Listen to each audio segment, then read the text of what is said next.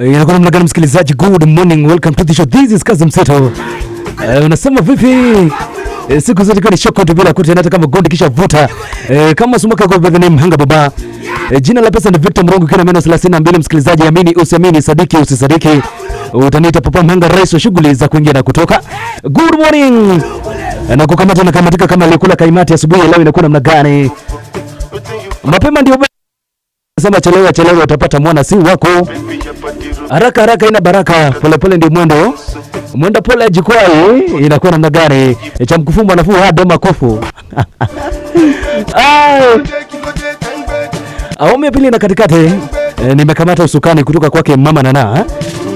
So nitakupeleka na mtaratara katika awamu ya pili na awamu ya tatu. Tujue maneno iko namna gani. Good morning. Ningependa ujitambulishe, wewe ni nani? Mimi ni Dr. Peris Nderitu. Okay. I'm a lecturer hapa Chuka University.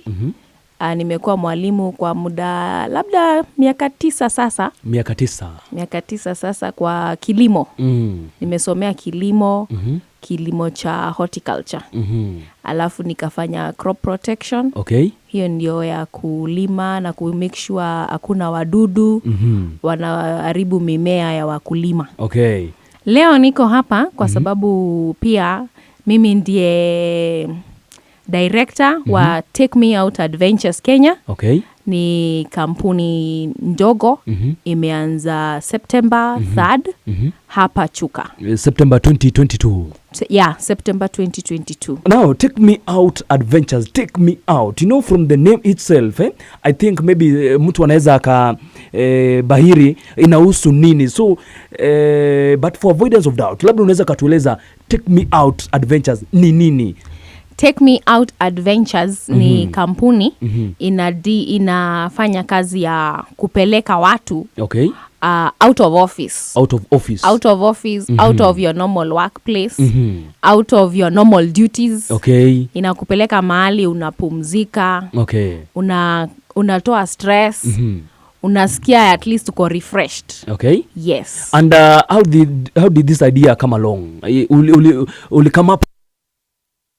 Generally, Take Me Out ilikuja after nimepelekwa mahali nitengeneze function fulani. But personally, traveling was normal for me. And kwenda out, hiking, enjoying myself was normal for me. Okay. Kwa sababu nilikuwa ninaichukulia kama hali ya kupumzika.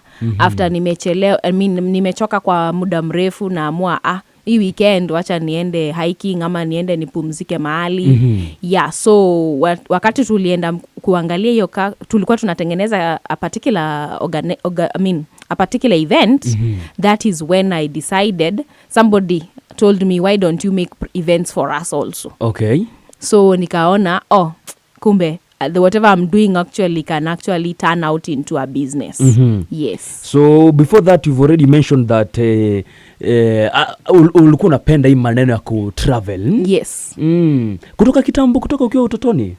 Kutoka nikiwa not utotoni, kwa sababu siwezi sema nimelelewa maisha ya juu. But unajua kuna ile unasemanga mama akitaka kwenda town utaki kuacha, ukiwa katoto kadogo unalia aende na wewe hata kama ni market hapo. Exactly. But hii yangu ni ile yenye imekuja places. Yenye unajiambia nimeona place mzuri ningependa kwenda kuiona, ama nimeona hike mzuri, unataka kujichallenge. Unajiambia maybe hata mimi ninaweza kufanya hiyo kitu. Ulipoanzisha hii idea, sijui kama unaweza ukasema expectations zako zimekuwa disappointed na kitu umepatana nayo kwa ground. Tuseme the first thing naweza sema expectations. I had expectations, but of course nilikuwa ninajua kwanza si rahisi. But I didn't expect that as such. Unajua una expect that when you post something that you'll have a very good turnout. So I would say that the first time actually niko na trip na inafanyika Saturday. And by the first trip which was going to Mount Kenya, Lake Ellis, by Wednesday, hakukuwa mtu hata mmoja amebook. Okay. So you're remaining with Thursday. And on Friday, you need to book for the logistics and everything. And your Saturday muondoke. So you'll find that watu wengine wanalipa maybe on that. Sasa on Thursday, I was just like, sasa hii ni kuomba. Thursday, no, that is when I started receiving people when you wanalipa. And there were people who paid even last minute, Friday night. And you're going on Saturday. So those are some of the challenges. There's also that challenge, of course, people have not yet appreciated traveling. And they have not appreciated giving themselves time out to just relax. And I think I can concur with you on that. Sababu unapata whenever you mention things like hikes, vacation, kuna ile, nitasema namna gani, kuna ile mafikira humjia mtu anaanza kuona, hii ni mambo ya matajiri, hii ni mambo ya watu wako na pesa, hii ni mambo ya watu ambao wana kazi ya kufanya. Sijui kama umekumbana na visa kama hivyo katika kutekeleza shughuli zako za hapa na pale. Yes. Yes, mara mingi actually most of us tunaangalia vacation na kwenda out kama a waste of money, ama tunaiangalia like a way of as in hiyo pesa si ningeitumia kufanya kitu kingine ya maana. Kama ni kuinvest, maybe ningefanya kitu fulani ya maana.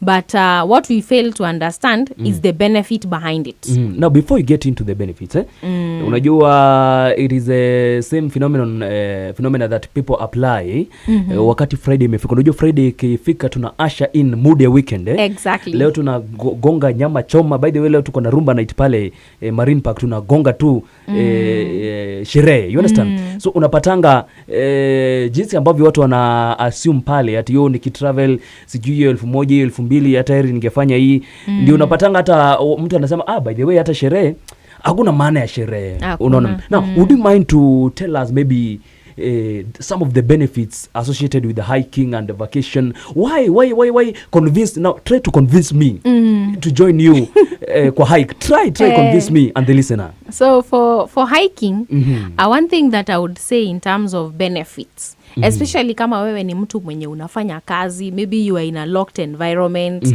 or hata kama wewe ni mwanafunzi. Of course uko na ile time yenye umekuwa busy reading, busy working, busy studying. So your mind is glued to your work, which is very good because that's part of your biggest goals. But then again, you feel stressed and you feel like you want to release the stress or do something else that is better. I mean, to clear out that feeling of tiredness.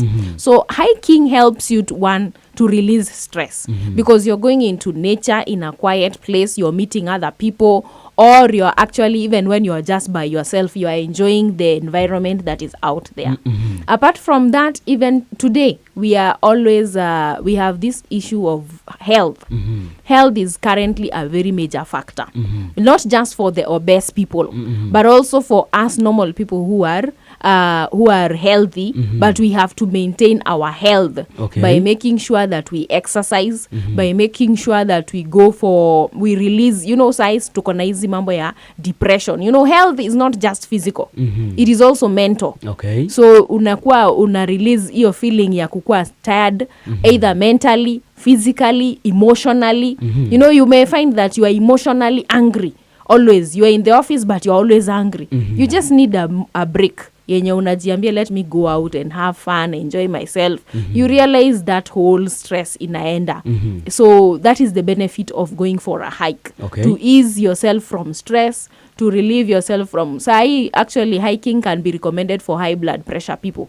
If you have high blood pressure, you have weight issues, all that can be cleared out by going for a hike or just going out in the wild and enjoying nature and seeing different things other than just being locked up in a house. Yes. Na sasa ni kina nani unapaswa kwenda hiking? Yes, in terms of going for hiking, hiking inafanywa na mtu yoyote. From mtoto as long as ako healthy kutembea. Mzazi as long as ako healthy kutembea. Young people who are youthful, in fact that is now your area, you should be doing that more than doing other things that are not maybe helpful for your future. And then even the old people, right now we call them legends in our hiking team. And they are very good people who are above 50. But when you look at them, they are not 50. They look like they are in their mid-30s. Because they are exercising all the time. So keeping healthy is not just about eating well. It is also about exercising, and hiking is one of the way you can do a very good exercise that engages your whole body and mind. Yes. Ningependa utuchoree taswira, utupe taswira, utueleze experience ukuaje. As in, menda Mount Kenya pale, menda Lake Ellis pale, hii experience ukuaje. Tupe taswira, hata mimi na msikilizaji tuanze kuvutiwa. Unajua tunasema inavuta kama sumaku. You understand? Tupe experience, tupe taswira. The experience inakuanga one, of course mmekutana umekutana na strangers, people you've never met. So the first experience is that you're meeting a new person in your life. It's a new discovery, a new experience altogether, but what is bringing you together is the fact that you all love to do this thing, which is hiking. And then the next thing is the nature around you. You will find on your way, maybe you will find some monkeys, or you will find some dicks zikiruka huko, or you'll hear some nice whistles of birds. You know, you are in the environment yenye umekuwa ukisikia boda kila wakati zina make noise kila wakati all around your compound or even within your vicinity, but here now you're hearing humming of birds, humming of insects. You know, it's just that wild silent environment. Ama unaenda tu mbele kidogo tena kutane na waterfalls. You know, this is a wild thing that you've not seen. You just enjoy what God created. You see a wild waterfall that is so beautiful and you couldn't imagine, wow, this could be actually existing in this world. So you're like, wow, I never thought this was how creative God was. And then you go and find some caves. All of a sudden there are some caves and you're like, wow. So this is where people were hiding during the Mau Mau colonial times. So you really enjoy a lot of things. Then you go and find a lake. And you're like, oh, this is beautiful. So you enjoy the breeze at the lake, you enjoy the wind, you enjoy the silence, the greenery, the trees.